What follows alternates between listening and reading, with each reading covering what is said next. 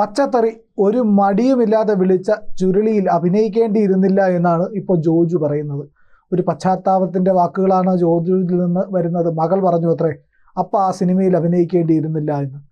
ശരി, എന്നാൽ അന്ന് ചിന്തിക്കേണ്ടതായിരുന്നില്ലേ ഈ വിഷയം? എന്താണ് ഇപ്പോൾ ഇങ്ങനെ ഒരു വീണ്ടും വിചാരത്തിന് വലിയ കാരണമായിട്ട് വന്നത്? ഈ മീറ്റു എന്നുള്ള ഒരു പീഡന പരാതി ഉണ്ടല്ലോ, അതായത് 10 വർഷത്തിന് ശേഷം അന്ന് എന്നെ പീഡിപ്പിച്ചു എന്ന് പറയുന്നത് പോലെ ഇതിനെ കാണാൻ പറ്റും. കാരണം ജോജുവിന് എന്തോ അത്രയ്ക്ക് ബോധമില്ലേ? ഇത്രയും പച്ചത്തെറി നമ്മളെല്ലാം അത് കേട്ടതാണ്. കൊറോണ സമയത്ത്, ലോക്ക്ഡൗൺ സമയത്ത് ഇറങ്ങിയൊരു സിനിമയാണ്. ആ സമയത്ത് ഇത്രയും പച്ചത്തെറി, തങ്കൻ ചേട്ടൻ്റെ മറ്റേത് കണ്ടോ എന്നൊക്കെ ചോദിക്കുന്ന ആ സാധനം ഉണ്ടല്ലോ, അത് ഒരു മനുഷ്യനും. ഞാൻ ഒരു ദിവസം എനിക്ക് അബദ്ധം പറ്റിയതാണ്. ഞാൻ ട്രെയിനിൽ യാത്ര ചെയ്യുകയായിരുന്നു, അപ്പോൾ ഹെഡ്ഫോൺ വെച്ചിട്ടില്ലായിരുന്നു. അപ്പോൾ ഈ ചുരുളിയിലെ ഒരു സീനെന്നും പറഞ്ഞ ഒരു കൂട്ടുകാരൻ അയച്ചു തന്നതാണ്. ഞാൻ ട്രെയിനിൽ വെച്ചത് ഓപ്പൺ ചെയ്തു. ഭയങ്കരമായിട്ട് നാണം കെട്ടുപോയി. കാരണം ഇത് അത്ര പച്ചത്തെറി. കാരണം ഒരു സിനിമയിൽ ഇങ്ങനെ ജോജുവൊക്കെ ഇങ്ങനെ തെറി പറയുമെന്ന് നമ്മളൊരിക്കലും പ്രതീക്ഷിക്കുന്നില്ലല്ലോ. നമ്മൾ ഇതുപോലെ ഒരു സിനിമയിലെ രംഗമെന്നും പറഞ്ഞ് അയക്കുമ്പോൾ സ്വാഭാവികമായിട്ടും നമ്മൾ ഇത്രയും പച്ചത്തെറിയാന്ന് പ്രതീക്ഷിക്കുന്നില്ല. അത്രയും പച്ചത്തെറിയെല്ലാം വിളിച്ചിട്ട് ഇപ്പം ജോജു പറയുന്നത് അവാർഡിന് വേണ്ടി ചെയ്തത്. അവാർഡിന് ഇങ്ങനെ തെറി വിളിക്കാൻ പറ്റുമോ? തെറിയാണോ അവാർഡിനെ പരിഗണിക്കുന്നത്? തെറിയുടെ വലിപ്പവും ആഴവും നോക്കിയിട്ടാണോ അവാർഡ് നിർണ്ണയിക്കുന്നത് എന്നുള്ളതാണ്. അത് മാത്രമല്ല, പച്ചയ്ക്ക് പൈസ എഴുതി വാങ്ങിച്ചു. 3 ദിവസത്തേക്ക് കണ്ട് എത്രയോ ലക്ഷം രൂപ എഴുതി വാങ്ങി. അതിൻ്റെ തെളിവ് സഹിതം ലിജോ ജോസ് പെല്ലിശ്ശേരി കൊടുക്കുകയും ചെയ്തു, കാണിക്കുകയും ചെയ്തു. ഇപ്പോൾ ഈ പറയുന്നതിനകത്ത് ഒരർത്ഥവും ഇല്ല. കാരണം ജോജു അക്കാര്യത്തിൽ വളരെ പരാജയം തന്നെയാണ്. ഇതിൽ സാധാരണ കേരളീയ പൊതുസമൂഹം ഇത് കണ്ടാൽ പോലും ജോജുവിന് എതിരെ മാത്രമേ നിൽക്കൂ. ഒരാൾ പോലും ജോജുവിനെ അനുകൂലിക്കില്ല. കാരണം അത്ര വൃത്തികേടാണ് അതിനകത്ത് കാണിച്ചു കൂട്ടിയത്. അതിപ്പോൾ എന്തോ ആയിക്കോട്ടെ, ഇപ്പോൾ സിനിമകളാകാം, അത് ഒരു കലാസൃഷ്ടിയാണ്. പക്ഷേ ഇപ്പോൾ നമുക്ക് വേണമെങ്കിൽ തീരുമാനം എടുക്കാം. കുഞ്ചാക്കോ ബോബനൊക്കെ പറയാറുണ്ടല്ലോ, ഞാൻ മോശപ്പെട്ട റോളുകൾ അഭിനയിക്കില്ല എന്ന് പറയുന്നുണ്ട്. അത് ഓരോരുത്തരുടെ വ്യക്തിപരമായ സ്വാതന്ത്ര്യമാണ്. എല്ലാ റോളും മോശപ്പെട്ടതോ എന്തോ ആവാം. നമ്മളിപ്പോൾ ഒരു കഥാപാത്രം എന്ന് പറയുമ്പോൾ അയാളിനി ഭയങ്കരമായ ക്രൂരനോ ബലാത്സംഗിയോ അല്ലെ പെണ്ണുപിടിയനോ അങ്ങനെയുള്ള ഏത് റോളും ഓരോരുത്തർക്കും എടുക്കാം. അത് അയാളുടെ കഥാപാത്രമാണ്. ഇപ്പോൾ തെറി വിളിക്കുന്നത് എന്താ കുഴപ്പം? തെറി വിളിക്കുന്നതിനൊന്നും ഒരു കുഴപ്പമില്ല. പക്ഷേ അതിനെ ഒരുമാതിരി ന്യായീകരിക്കാൻ ശ്രമിക്കുമ്പോൾ അതൊരു വാസവദത്തയുടെ ചാരിത്ര പ്രസംഗം എന്നതിനപ്പുറം അതിനകത്തൊന്നും പറയാനില്ലെന്നാണ് എനിക്ക് പറയാനുള്ളത്. അതായത് ഈ ചുരുളി എന്ന് പറയുന്ന സിനിമ ഒരു സാങ്കല്പിക പ്രദേശമാണ്. ശരിക്കും ആ സിനിമ നടക്കുന്ന സ്ഥലം ശരിക്കുള്ളതല്ല. അങ്ങനെ ഒരു സ്ഥലം കേരളത്തിൽ.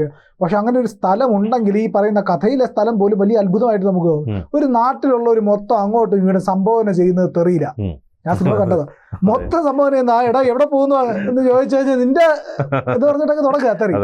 പറയാൻ പറ്റില്ല, നമുക്ക് മനസ്സിലായിട്ട് പറയാൻ പറ്റില്ലല്ലോ. അപ്പോൾ തെറി ഉണ്ടോ എന്ന് ചോദിച്ചാൽ പൊതുസമൂഹത്തിൽ തെറിയുണ്ട്. അല്ലല്ല, അതിപ്പം അത് കുറ്റം പറയാൻ പറ്റത്തില്ല. കാരണം ഇപ്പം ആ ഒരു മേഖലയിൽ അവരത് ഉപയോഗിക്കുന്നതാണ് ആ തെറി. ഇപ്പം ഞാൻ പറയട്ടെ, ഇപ്പം ഈ തെറി എന്നുള്ളൊരു വാക്കില്ലെങ്കിൽ എന്തുമാത്രം കൊലപാതകങ്ങൾ ഇവിടെ നടന്നേനെ, അല്ലെങ്കിൽ എന്തുമാത്രം പ്രശ്നങ്ങൾ നടന്നേനെ. നമ്മളിപ്പം 2 വീലറിൽ പോകുന്ന സമയത്ത് നമുക്കിഷ്ടമല്ലാത്ത രീതിയിൽ ഒരാൾ വന്ന് നമുക്ക് അപകടം ഉണ്ടാക്കുന്ന രീതിയിൽ വെള്ളം തെറിപ്പിക്കുകയോ അല്ലെങ്കിൽ എന്തെങ്കിലും പ്രശ്നം ഉണ്ടാക്കി കഴിഞ്ഞാൽ നമുക്ക് ഈ തെറി വിളിക്കാൻ പറ്റുന്നത് കൊണ്ടാണ് നമ്മൾ ആ ഫ്രസ്ട്രേഷൻ അവിടെ തീരുന്നത്. അവനെ കുറേ തെറി വിളിക്കും. ഇപ്പം അതിപ്പോൾ തെറി എന്ന് പറയുന്നത് ഇപ്പോൾ 2 മലയാള വാക്കുകൾ ചേർത്ത് 2 അക്ഷരങ്ങൾ ചേർത്ത് ചില വള്ളിയൊക്കെ ഇട്ടിട്ടാണ് ആ തെറി എന്ന് പറയുന്ന സാധനം. അത് തെറിയാണെന്ന് പണ്ട് മുതലേ നമ്മൾ കേട്ടതുകൊണ്ടാണ് അത് തെറിയെന്ന് നമുക്ക് തോന്നുന്നത്. അപ്പോൾ പല സ്ഥലങ്ങളിലും നല്ല വാക്കുകളായിരിക്കും. ഈ തെക്കോട്ട് വരുമ്പോൾ നല്ല വാക്കുകളായിരിക്കും, ചിലപ്പം വടക്കോട്ട് പോകുമ്പോൾ ചീത്ത വാക്കുകളാവുന്നത്. അപ്പോൾ നമ്മൾ ചിലപ്പം കോഴിക്കോടോ കണ്ണൂരൊക്കെ ചെന്നിട്ട് പറയും, അയ്യോ അതിവിടെ തെറിയാണ് കേട്ടോ, നമ്മളറിയുന്നില്ലല്ലോ. അപ്പോൾ അത് ഒരു ശരിക്കും പറഞ്ഞാൽ ഈ തെറി എന്ന് പറയുന്നത് വേണം എന്നുള്ളൊരു അഭിപ്രായക്കാരനാണ് ഞാൻ. കാരണം നമുക്കൊരു എന്തെങ്കിലും ഒരു ബുദ്ധിമുട്ട് വരുമ്പോൾ നമുക്ക് വിളിക്കാമല്ലോ, പ്രകടിപ്പിക്കാൻ പറ്റിയൊരു സാധനമാണ്. ഞാൻ അതല്ല പറയുന്നത്. ഈ പറയുന്ന ഈ സിനിമയിൽ പറയുന്ന സ്ഥലത്തെ നാട്ടുകാർ മുഴുവൻ തെറി വിളിച്ചുകൊണ്ടിരിക്കുകയാണ്, അങ്ങോട്ടും ഇങ്ങോട്ടും സംബോധന ചെയ്യുന്നതും സംഭാഷണം വരുന്നതും എല്ലാം തെറിയിലൂടെ എന്ന് പറയുന്ന ഒരു കാര്യമുണ്ട്. അപ്പൊ ഇങ്ങനെ തെറി കൊണ്ട് മാത്രം പരസ്പരം കമ്മ്യൂണിക്കേറ്റ് ചെയ്യുന്ന ഒരു സമൂഹമുണ്ട് എന്നുള്ളത് കാണിക്കുകയാണ് അവിടെ ചെയ്യുന്നത്. പക്ഷേ പ്രധാനപ്പെട്ട കാര്യം എന്ന് പറഞ്ഞു കഴിഞ്ഞാൽ ഈ സിനിമ ഒരു സാങ്കല്പിക സിനിമയാണ്. ഇപ്പൊ അവാർഡ് അയക്കാനും ശരി തന്നെ ഏതൊരു സെൻസറിങ്ങും ഇല്ലാതെ സോഷ്യൽ മീഡിയയിൽ മൊത്തം കറങ്ങി കിടപ്പുണ്ട്. ഈ സോഷ്യൽ മീഡിയ എന്ന് പറഞ്ഞാൽ ഇപ്പൊ യൂട്യൂബിലൊക്കെ നമുക്കറിയാം, യൂട്യൂബ് ഇത്ര വയസ്സിലുള്ള കുട്ടികൾക്ക് കണ്ടന്റ് ലിമിറ്റ് ചെയ്യാൻ പറ്റും. പക്ഷെ ഫേസ്ബുക്കിൽ അങ്ങനെ ഒരു സംഭവമൊന്നുമില്ല. അപ്പൊ ഫേസ്ബുക്കിൽ ഈ കണ്ടന്റ് വരുമ്പോൾ ഇതേ ഫേസ്ബുക്കിൽ ഇപ്പോഴും ഉണ്ട് ചുരുളി സിനിമയിലെ തങ്കൻ ചേട്ടൻ ഞാനാടാ എന്ന് പറഞ്ഞുകൊണ്ട് പറയുന്ന ഡയലോഗുണ്ട്. അപ്പൊ ആ തെറിയെല്ലാം അവിടെ കിടപ്പുണ്ട് ഇപ്പോഴും. ആ തെറി അവിടെ മാറ്റുന്നില്ല. ഇപ്പോൾ അത് ഇത്രയും വർഷം ഇറങ്ങിയിട്ട് എന്താ അത് അഭിനയിക്കുമ്പോഴത്തേക്കും അറിയില്ലായിരുന്നു. ഇപ്പൊ IFFK വരാൻ വേണ്ടി മാത്രമാണ് ഈ സിനിമ എന്നുണ്ടെങ്കിൽ കൂടിയും ഇപ്പൊ OTT വരുന്ന സിനിമകൾ മൊത്തം സോഷ്യൽ മീഡിയ കിടന്ന് നടക്കുകയല്ലേ. എല്ലാ സിനിമകളും സോഷ്യൽ മീഡിയ കിടക്കല്ലേ. ഇത് കാണാത്താണെന്നല്ലോ ജോജുവിന് ഇതെല്ലാം അറിയാലോ. അപ്പൊ ഈ IFFK വന്നാലും ശരി തന്നെ, ഈ OTT വന്നാലും ശരി തന്നെ, OTT വന്നില്ലെങ്കിലും ശരി തന്നെ, IFFK വന്ന് പ്രദർശിപ്പിച്ചിട്ട് പോയാലും എവിടെയെങ്കിലുമൊക്കെ ലീക്കായിട്ട് ഈ പറയുന്ന സാധനം സോഷ്യൽ മീഡിയയിൽ വരുമെന്ന് ജോജുവിന് നല്ലപോലെ അറിയാം. ഇപ്പൊ അതിന് വേണ്ടിയിട്ട് അഭിനയിക്കേണ്ടിയിരുന്നില്ലായിരുന്നു. അല്ലല്ല, ഇപ്പൊ പറ്റിയെന്ന് പറഞ്ഞാൽ ഈ ജോജു അന്ന് കാലത്ത് ജോജു ഏകദേശം 20-25 വർഷമായിട്ട് സിനിമയുടെ പുറമെ നടക്കുകയാണ്, ഒരു റോള് ചോദിച്ചുകൊണ്ട്. ചിലതിലൊക്കെ ചെറിയ വേഷങ്ങൾ ചെയ്ത് വന്ന് ചുരുളിക്ക് മുമ്പൊക്കെ നല്ല വേഷങ്ങൾ കിട്ടി. ചുരുളിക്ക് മുമ്പ് കിട്ടി. ഞാൻ പറഞ്ഞത് ഇപ്പൊ ജോജുവിന്റെ ലെവൽ കുറച്ചുകൂടെ മാറി. കാരണം ഇപ്പം പണി എന്ന് പറഞ്ഞ സിനിമയൊക്കെ വന്നപ്പോഴത്തേക്ക് ജോജു ഒരു നിർമ്മാതാവിൻ്റെ റോളിലേക്കൊക്കെ ഉയർന്നു. അതുമാത്രമല്ല ആ പൈസ ഒരുപാട് വന്നു തുടങ്ങി. അപ്പോൾ സ്വാഭാവികമായിട്ട് ഈ പൈസ വരുമ്പോൾ ഉണ്ടാകുന്ന ഒരു ഈഗോ ആയിട്ടാണ് ഇതിനെ കാണുന്നത്. കാരണം അന്നത്തെ കാലത്ത് ഞാനൊരു മോശം കഥാപാത്രം അങ്ങനെ തോന്നുന്നുണ്ടാണ് എനിക്ക് തോന്നുന്നത്. അങ്ങനെ തോന്നിയ ഈ മോഹൻലാലിനൊക്കെ ഇപ്പൊ പഴയ എടുത്ത് സിനിമകളൊക്കെ മഞ്ഞൾ വിരിഞ്ഞ പൂക്കളടക്കമുള്ള പടങ്ങൾ വില്ലൻ വേഷത്തിൽ വന്നു. പിന്നെ പല ഉയരങ്ങളിൽ എന്ന് പറഞ്ഞ സിനിമയിൽ ഒരു സ്ത്രീലമ്പടനായ കഥാപാത്രം വന്നു. അപ്പോൾ ഇപ്പോൾ മോഹൻലാൽ പറയുന്നത് അന്ന് ഞാൻ അത് അവാർഡിന് വേണ്ടി അഭിനയിച്ച് അറിഞ്ഞില്ലായിരുന്നു പറഞ്ഞിട്ട് വല്ല കാര്യമുണ്ടോ? മോഹൻലാൽ ഒരിക്കലും തന്റെ ഒരു കഥാപാത്രത്തിൽ താല്പര്യമില്ല, അത് കലാസൃഷ്ടിയാണ്. അങ്ങനെ അപ്പൊ ജോജുവിന് ഇത് നമ്മളെല്ലാം കലാസൃഷ്ടിയായിട്ട് തന്നെ അംഗീകരിക്കുന്നത്. പക്ഷെ ഈ സിനിമയുടെ ഒരുപാട് പൊരുത്തക്കേടുകൾ നമുക്ക് ചിന്തിക്കുമ്പോൾ തന്നെ ഉണ്ടാവാം. പക്ഷേ ചുരുളി എന്ന് പറയുന്ന സിനിമയിൽ ഇതെല്ലാം അറിഞ്ഞുകൊണ്ട് തന്നെയാണ് എല്ലാവരും ചിന്തിക്കുന്നത്. ജാഫർ ഇടുക്കി അടക്കമുള്ളവരെല്ലാം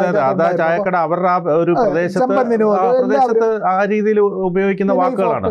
അപ്പൊ അങ്ങനെ ഒരു സ്ഥലം ഇല്ല. അങ്ങനെ ഒരു സ്ഥലം ഒരു നാട്ടിലും ഇങ്ങനെ തെറി വിളിച്ചുകൊണ്ടായാലും സംസാരിക്കാമെന്നില്ല. സാമാന്യ എടാ എവിടെ പോകാണെന്ന് ചോദിക്കുമ്പോഴത്തേക്ക് നിന്റെ എന്ന് പറഞ്ഞിട്ടാണ് സംസാരിക്കുന്നത്. അപ്പൊ ഈ രീതിയിൽ സംസാരിക്കുന്ന ഒരു നാട് ഉണ്ട് എന്ന് പറയുന്ന രീതിയിലാണ് പോകുന്നത്. അപ്പൊ അങ്ങനെ ഒരു സംഭവം ഇല്ല. അങ്ങനെ ഒരു നാടും അങ്ങനെ തെറിയിലൂടെ മാത്രം കമ്മ്യൂണിക്കേറ്റ് ചെയ്യാറില്ല. ചെറിയ രീതിയിൽ അങ്ങോട്ടും ഇങ്ങോട്ടും ഒക്കെ തെറിയൊക്കെ പറഞ്ഞ് രസകരമായ തെറിയൊക്കെ പറഞ്ഞ് പോകുന്നവരുണ്ട്. നീ ദേഷ്യം വരുമ്പോൾ തെറി വിളിക്കുന്നവരുണ്ട്. അങ്ങനെയൊക്കെ ഉണ്ടാവല്ലോ. അതൊരു മലയാള സിനിമയിൽ ഒരു മാറ്റത്തിന് വലിയ നല്ല പിന്നീട് ഇങ്ങോട്ട് വരുന്ന സിനിമകളിലൊക്കെ അത്യാവശ്യം തെറി പറയുന്നു. ഇപ്പം മമ്മൂട്ടിയുടെയൊക്കെ സിനിമകളിൽ പോലും നമ്മൾ ഞെട്ടിപ്പോയിട്ടുണ്ട്, തെറി പറയുന്നുണ്ട്. അത് ശരിയാണ്. അപ്പൊ ഈ പറയുന്ന തെറിയുടെ രാഷ്ട്രീയമൊക്കെ നമുക്ക് പിന്നീട് ചർച്ച ചെയ്യാൻ പറ്റുന്ന വലിയ രാഷ്ട്രീയമൊക്കെ അതിനുണ്ട്. തെറി എങ്ങനെയാണ് വന്നത്, ഓരോ തെറിയുടെ വാക്കുകൾക്കും പലവിധമായ മാനങ്ങളുണ്ട് എന്നുള്ളതും ജാതി ബന്ധങ്ങളൊക്കെ ഇതിലുള്ളതായിട്ടും ഒക്കെ പല രീതിയിലുണ്ട്. ജാതി, ദേശം, ഭാഷ, സംസ്കാരം ഇതെല്ലാം തമ്മിൽ തെറിയുമായിട്ട് ബന്ധപ്പെട്ട് കിടപ്പുണ്ട്. അതിനെപ്പറ്റിയൊക്കെ വലിയ സാഹിത്യ സമ്മേളനങ്ങളിൽ പോലും ചർച്ചകൾ ഉണ്ടായിട്ടുണ്ടോ എന്നുള്ളതാണ്. പക്ഷെ അതൊക്കെ അവിടെ നിൽക്കട്ടെ. ഇപ്പോൾ ജോജുവിൻ്റെ പ്രശ്നം ഇത്രയേ ഉള്ളൂ. താനൊരു തെറി വിളിക്കുന്ന സിനിമയിൽ അഭിനയിച്ചു, കുടുംബക്കാരത് കണ്ടു, അത് കണ്ടത് മോശമായി പോയി എന്ന് തോന്നിയത് കൊണ്ടാണ് ഇവിടെ ഇപ്പോൾ ഈ വന്നിരിക്കുന്ന പ്രശ്നം. അങ്ങനെ ചിന്തിക്കേണ്ട. അത് കുട്ടി വന്ന് പറയുമ്പോൾ മോളെ അത് അങ്ങനെയല്ല, അതിന് വേറൊരു രാഷ്ട്രീയമുണ്ട്. ആ ഒരു രാഷ്ട്രീയത്തിൽ ഇറങ്ങിയ സമയത്ത് പറയണമായിരുന്നു. എത്രയോ കാലം കഴിഞ്ഞ സിനിമയിൽ പറഞ്ഞ ലിജോ ജോസഫ് പല്ലിശ്ശേരി എന്നെ പറ്റിച്ചതാണ്. അങ്ങനെ പറ്റിച്ചതല്ലോ. ഇത് ഇറങ്ങിയിട്ട് ഇത്ര കാലമായിട്ട് എന്താ OTT-യിൽ ഇറങ്ങി അധികം